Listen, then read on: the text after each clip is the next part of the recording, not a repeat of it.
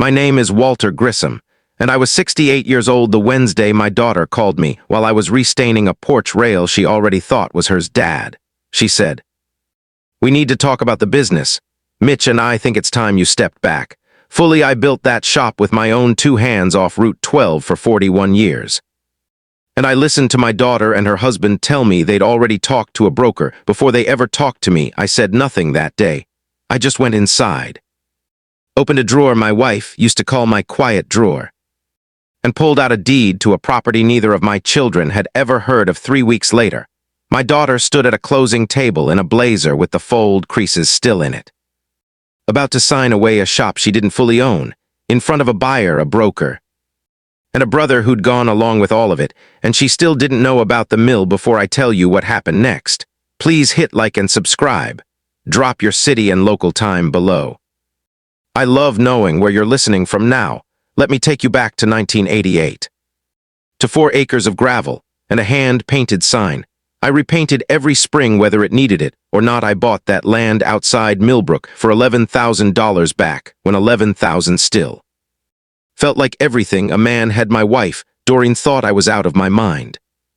Then handed me a thermos of coffee and told me not to freeze to death out there, which for Doreen was as close to a blessing as I ever got. I built that shop board by board over 2 winters. Sawdust in cold hands and the smell of fresh cut pine that never really left my clothes. My daughter Kayla was 7 the year I poured the slab. My son Dean was 4, always underfoot, always wanting to hold the level even though he couldn't read it. Yet every Thanksgiving the sawdust smell got into the turkey somehow. Every graduation and engagement happened standing right there between the table saw and the wall of clamps. When Doreen got sick in the winter of 2016, I moved a recliner into the office corner so she could sit and watch me work while the chemo did what it did. She passed that April. After that, the shop wasn't just a business anymore. It was the last room in the world that still smelled like her perfume, mixed with pine. What I never told either of my kids, what I never told a living soul but one man, was that 8 months after her funeral, I bought a second piece of property. By last year, Kayla was 34. Married to a man named Mitch who talked about opportunity cost at the dinner table like it was a personality. And Dean was 31, easygoing. The kind of son who agrees with whoever spoke last. I watched Kayla shift over the years, slow. The way a fence post leans before anybody notices. She started asking about the business's future at Christmas. She started talking about my retirement like it was a project she'd already scheduled. I noticed I didn't say anything. Not yet. Kayla called on a Monday morning with that rehearsed tone she used to use in high school right before telling me she'd wrecked the car. "Dad, you're 68. Out there alone lifting plywood that weighs more than you do," she said.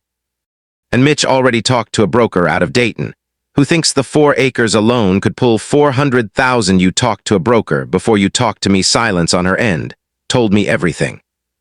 "And Dean's on board with this?" I asked, and she put him on the phone. And when I asked him straight out whose idea it was, there was a pause that told me the rest. I hung up and sat on my porch step for the better part of an hour. Just me and a couple of crows working the tree line, and a silence with actual weight to it. 68 years old. And my own children had gotten a broker's estimate on my life's work before they'd said one honest word to my face. But here's a thing nobody tells you about getting old. You stop reacting. You start responding. And there's a big difference. I went inside and opened the bottom drawer of the hutch. The one Doreen used to call my quiet drawer because nothing loud ever came out of it. Inside was a manila folder with a deed to an address neither of them had ever heard a whisper about. I read it slow, even though I had every line memorized. And for the first time all morning, I smiled. That's the word for what I felt sitting at that kitchen table. Not anger, not yet. Just a very old kind of patience finally getting its chance in December of 2016, 8 months after I buried Doreen. I got in my truck with no destination and ended up 31 miles east of Millbrook, past the old grain elevator, where a converted stone mill sat on 6 acres above a creek with afternoon light that made you want to just sit there a while. It wasn't a workshop. It was a proper building, 2 stories. Exposed timber, everything I'd talked about doing someday for 30 years, and never had the room for. I bought it in January of 2017 for $190,000. Paid in full, no loan. Because Doreen and I never once bought a thing we couldn't pay for outright, I placed it inside an irrevocable trust. The Doreen Grissom Family Trust. My self-named lifetime beneficiary. Handled by an attorney in Columbus with no connection to the family at all, I told exactly one person on this earth it existed. My old friend Ray Duckett.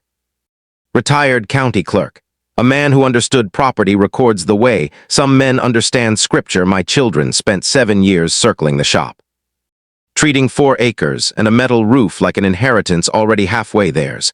And the whole time the real thing sat quiet on that ridge, waiting. Like me, the Wednesday call came 2 days after the first one. Kayla's voice this time not asking, deciding, we've already signed the listing agreement with Russ. We think it's best if you're fully retired within 60 days. We're moving forward whether you're comfortable with it or not. I let the silence stretch. Then asked her one question, Kayla. Which property do you think I'm standing in front of right now? There's a particular kind of quiet that isn't empty. It's loaded. I hung up and let her sit with it. Thursday, I drove to Columbus to see Desmond Ockaffer, my attorney, and laid it all out across his conference table. The listing, the offer. The deed structure, every phone call. He leaned back, fingers steepled, and said, they listed a property they legally cannot sell without you, correct? I said both my children were on the shop's deed, which under Ohio law meant unanimous written consent was required to transfer title, consent that was never given, because nobody had ever asked me for it. They just assumed. Kayla called it a formality on the phone. I wanted to go all the way to the closing table. I told Desmond I want Kayla to shake that young couple's hand. I want Dean standing there in his good jacket. I want the broker to lay his folder out like he's already won. And then I want you to make one phone call. He studied me a long moment and said, you planned this. I planned for the possibility. I corrected him. There's a difference. Kayla called twice over the weekend to confirm I'd be there. Once to ask if I needed directions to a title company 40 minutes from my own house. She thought the old man was losing his grip. I told her I'd be there. I sat on my porch the night before with a cup of coffee gone cold in my hand, thinking about Doreen, about the recliner in the corner of that shop, about how she used to tell me, Walter, you think 10 steps ahead and you never tell a soul. And she meant it as a complaint. I wish my daughter had called me that Monday morning to ask how I was doing instead of what a broker thought my life's work was worth. But wishes don't hold up at a closing table. A deed does. The night before that closing, I sat at my kitchen table with one lamp on, going over every document with Desmond on speaker. Both trusts, both deeds, every signature that would and would not be there in the morning. He walked me through exactly how it would unfold. Step by step. The way you'd walk a man through a plan he already knows by heart, but needs to hear said out loud one more time. At midnight I hung up and sat there in the quiet with just the hum of the refrigerator and Doreen's recliner sitting empty in my mind, the way it always did on nights like that. I am 68. I built every board of that shop myself. And in the morning I was going to let my own daughter walk right up to the edge of a deal she had no idea was already impossible across town. I knew Kayla was pressing that blazer. Confident, certain the old man would show up and sign whatever was put in front of him. The way he always had. She would find out otherwise in about 9 hours. I was there 15 minutes early. Kayla walked in 3 minutes before 9. Hair done, blazer new, Mitch trailing behind her on his phone. Dean came in last, hands in his pockets, eyes moving around the room the way they always did. When he was uncomfortable, the buyers were already seated. The broker had his folder open. The title officer had her documents squared. Kayla saw me and visibly relaxed. Dad, glad you made it, she said, and shook my hand. Wouldn't miss it. I told her. My phone buzzed. A text from Desmond.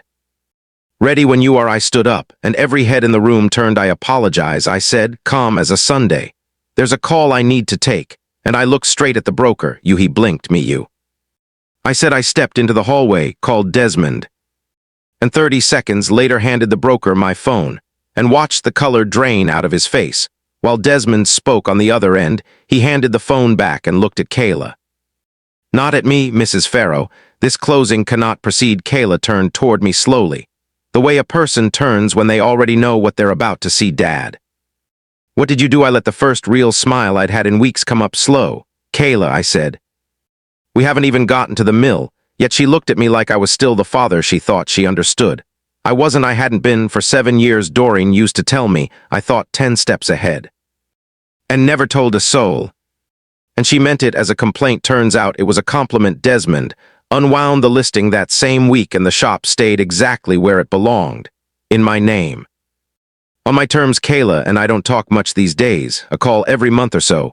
Careful and short. Dean comes by on Sundays now, quiet. Helps me sweep the shop floor, doesn't say much about any of it. And I don't make him. The mill still sits on that ridge above the creek. 6 acres of stone and timber and afternoon light. Exactly the way it was the day I bought it. Exactly the way it'll stay. I go out there sometimes, just to sit in the quiet the way I used to sit with Doreen in that recliner, and I think. Some men build a business. I built a door nobody knew was locked. If you've ever had family, assume they already knew what was yours before they asked you. I want to hear it. Tell me in the comments, and if this story moved you, subscribe to Dad's Revenge Tales. There are more to come.